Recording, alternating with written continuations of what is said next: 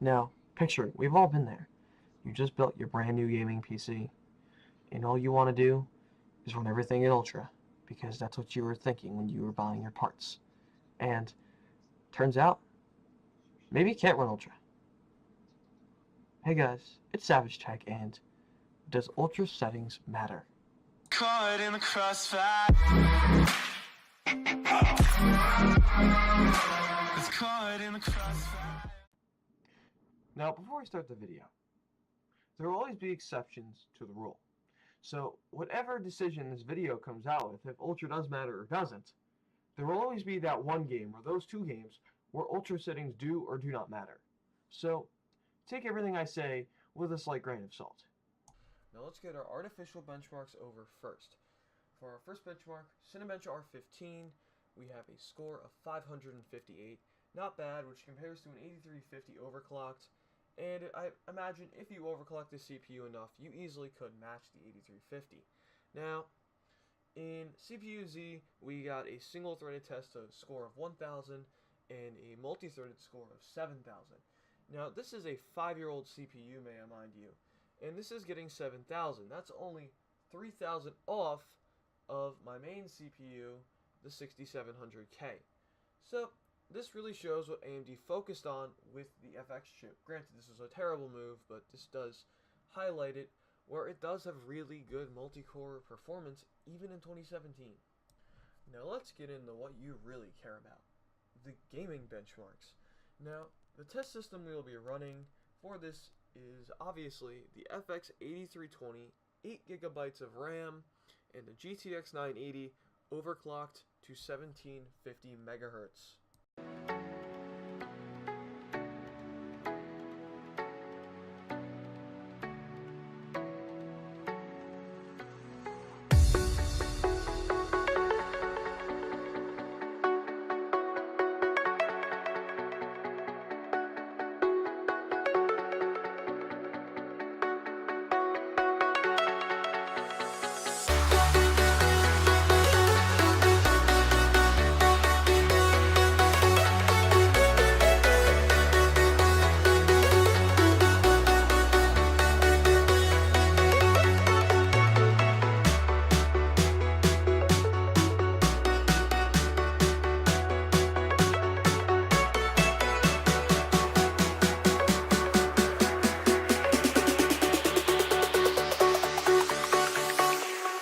Jack it up.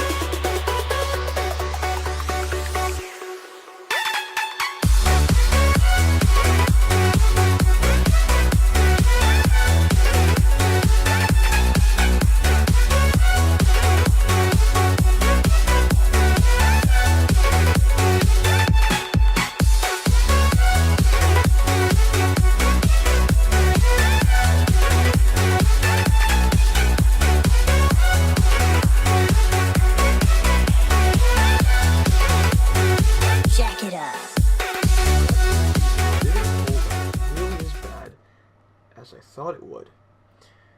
Major lighter titles like esports titles and even a few of the AAA titles ran at close to either 60 FPS or many titles ran above it. But there was some issues. Games such as Just Cause 3, Doom, GTA 5, and a few others were getting stuttering. And if you saw a exceptionally low FPS, so maybe something was drastically different from the other numbers, that was where it would stutter. For example, a lot of explosions would cause it to stutter. And this was very clear that the CPU isn't aging too well in certain games, but obviously everything is good for a price. So I wouldn't pay anywhere less than $80 for an FX chip. And considering Ryzen 5 just dropped, I wouldn't buy an FX chip either. Now, obviously there is a market for the old FX chips, and that is the really good deals.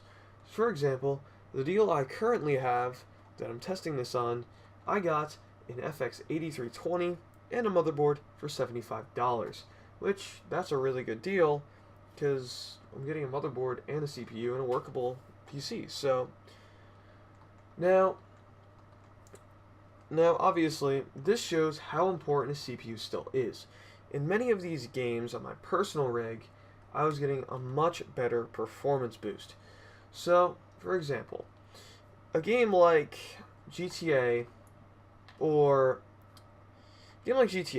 I was getting well over 100 FPS with the exact same settings, with the exact same GPU, with my 6700K. Or a better comparison would be, compare the FPS I was getting with my 6700K and 280X versus the 8320 and 980, which is a much superior GPU. So this just presents the importance of the CPU. Anyway guys, this is Savage Tech. If you liked the video, leave a like, favorite, and subscribe. And if you didn't, get out of here, you goddamn scrub. Nobody loves you.